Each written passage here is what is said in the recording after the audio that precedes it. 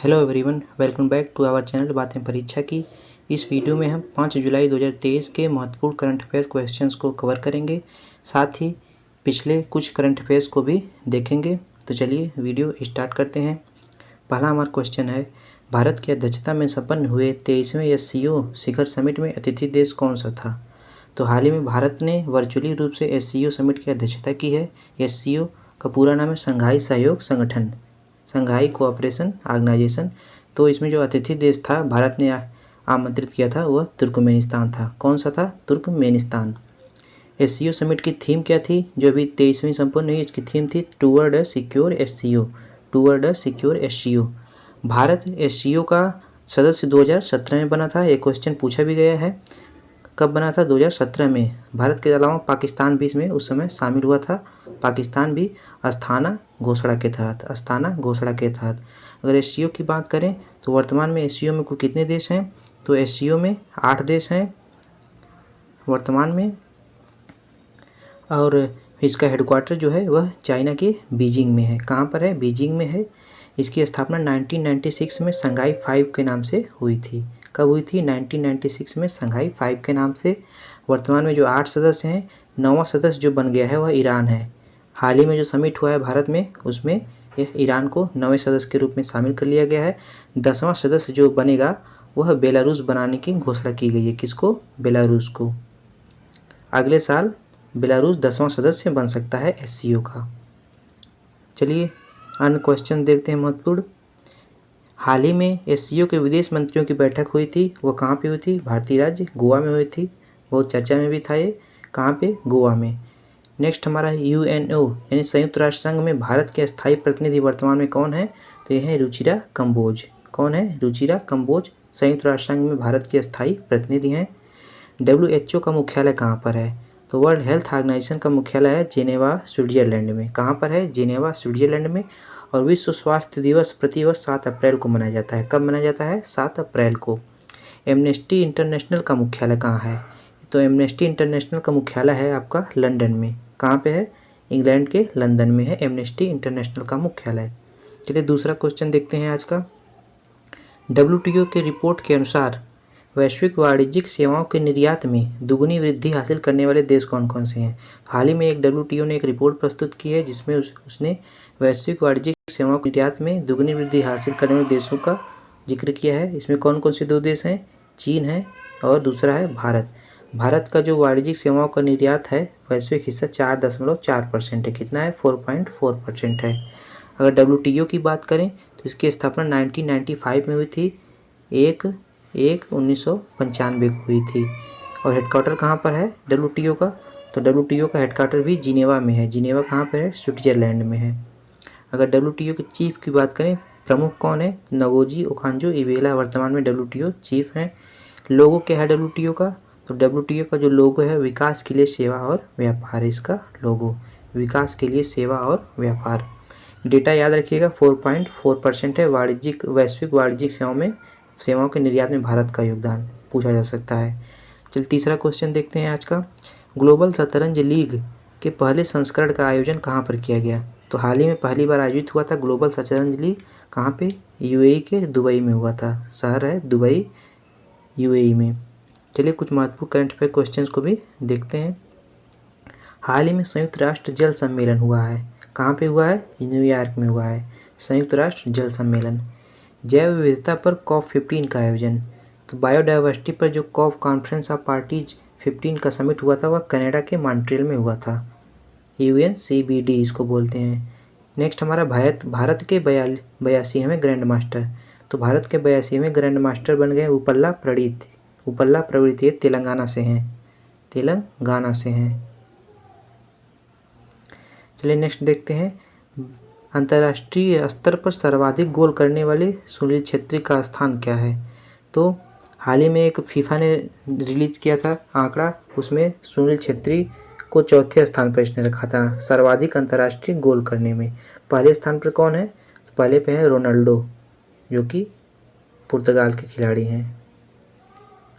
चलिए नेक्स्ट देखते हैं। अंतर्राष्ट्रीय ओलंपिक समिति का मुख्यालय कहाँ पे है? तो इसके मुख्यालय है लुसाने स्विट्जरलैंड में। अंतर्राष्ट्रीय ओलंपिक समिति का मुख्यालय लुसाने स्विट्जरलैंड में है। चलिए चौथा क्वेश्चन देखते हैं आज का। दुनिया के सर्वाधिक हाई ग्रेड फॉस्फेट का बंदरगाह, यानी हाल ही में सर्वाधिक हाई ग्रेड फॉस्फेट का भंडार प्राप्त हुआ है कहाँ से? नॉर्वे देश से। कहाँ से हुआ है? नॉर्वे से। चलिए अन्य महत्वपूर्ण प्रश्नों को देखते हैं। भारत में लिथियम के भंडार मिले हैं। सर्वप्रथम तो जम्मू कश्मीर से मिला था लिथियम का भंडार, उसके बाद राजस्थान में भी पाया गया है। तो 2 राज्य हैं, याद रखिएगा, एक यूटी है, जम्मू कश्मीर पहली बार मिला था इसमें, उसके बाद राजस्थान है। अभी भारत लिथियम के पूर्णतः आयात पर ही निर्भर है। सर्वाधिक लिथियम भारत आयात करता है।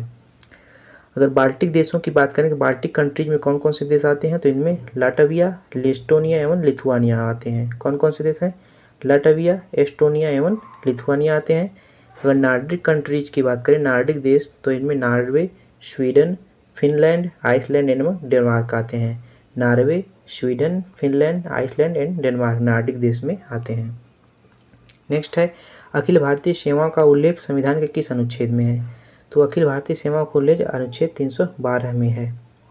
आर्टिकल 312 अखिल भारतीय सेवाओं का उल्लेख। और यह जो अनुच्छेद है यह राज्यसभा को विशेष शक्ति देता है। अगर राज्यसभा उपस्थित और मतदान करने वाले सदस्यों के 2/3 बहुमत से प्रस्ताव पारित कर दे तो संसद जो है नई अखिल भारतीय सेवाओं का सृजन कर सकती है। क्वेश्चन कई बार पूछा भी गया है। आर्टिकल 312 याद रखिएगा। नेक्स्ट है खैबर बैलिस्टिक मिसाइल, यह चर्चा में था। ईरान ने इसका परीक्षण किया है। खैबर बैलिस्टिक मिसाइल, ईरान ने हाल ही में हाइपरसोनिक मिसाइल का भी परीक्षण किया था। क्या नाम था उसका? फतह। तो खैबर और फतह मिसाइल से याद रखिएगा, ईरान से रिलेटेड है। नेक्स्ट हमारा है नए संसद भवन की उद्घाटन तिथि। तो 28 मई 2023 को प्रधानमंत्री मोदी द्वारा की गई थी नए संसद भवन का उद्घाटन। वीर सावरकर का जन्मदिन है ये 28 मई। नए संसद भवन में लोकसभा की सीटों की बात करें तो 888 सीट हैं, जो कि मोर थीम पर आधारित है। इसकी डिजाइन जो है मोर थीम पर है। राज्यसभा में 384 सीट हैं, इसकी डिजाइन जो है कमल थीम की है। नेक्स्ट 5वां क्वेश्चन देखते हैं आज का। खाद्य एवं कृषि संगठन FAO food and agriculture organisation के महानिदेशक कौन बन गए हैं? क्यू डोंगयू बन गए हैं फूड एंड एग्रीकल्चर ऑर्गेनाइजेशन के महानिदेशक, जो कि चीन से संबंधित हैं।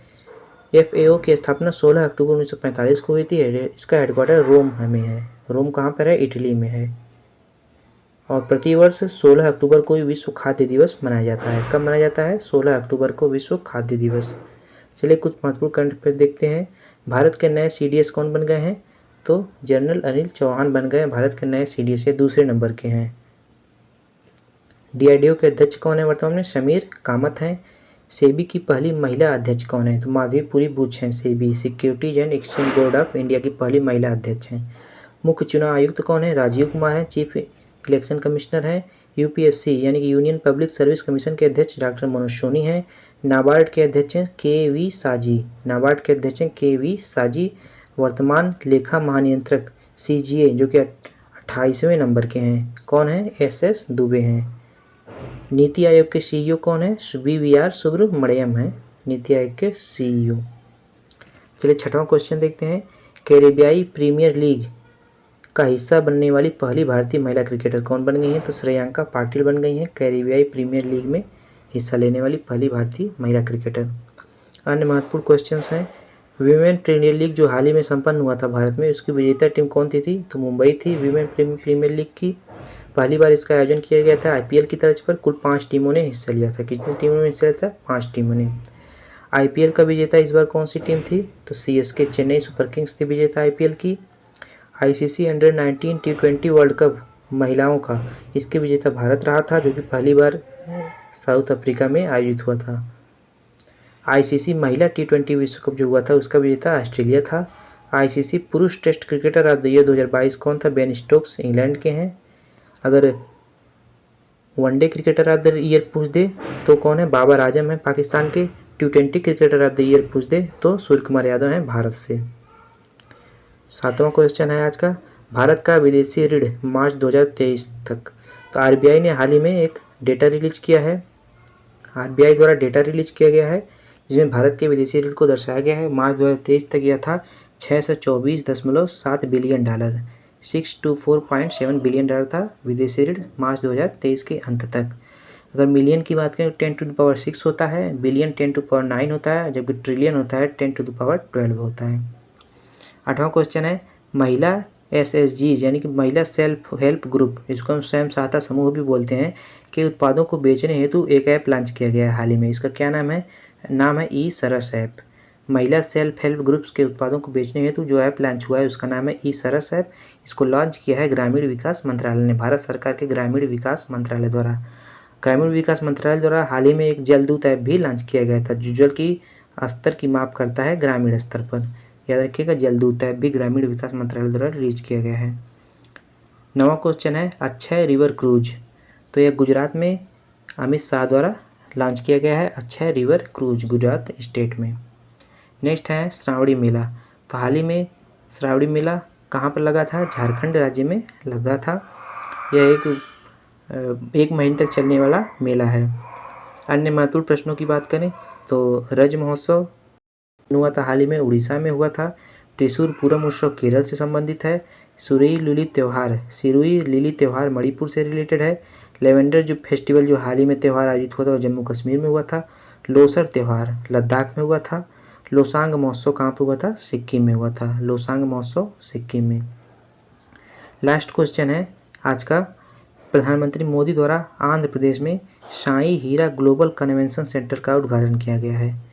तो नाम याद रखिएगा, हाल ही में पीएम मोदी द्वारा किस राज्य में साई हीरा ग्लोबल कन्वेंशन सेंटर का उद्घाटन किया गया है? तो इसका उद्घाटन पीएम मोदी द्वारा आंध्र प्रदेश में किया गया है। तो इस वीडियो में फ़िलहाल इतना ही है। अगर वीडियो पसंद आए तो वीडियो को लाइक ज़रूर करिए, चैनल पर नए हैं तो सब्सक्राइब जरूर करिए। थैंक्स फॉर वॉचिंग, और वीडियो को शेयर ज़रूर करिएगा। Thank you.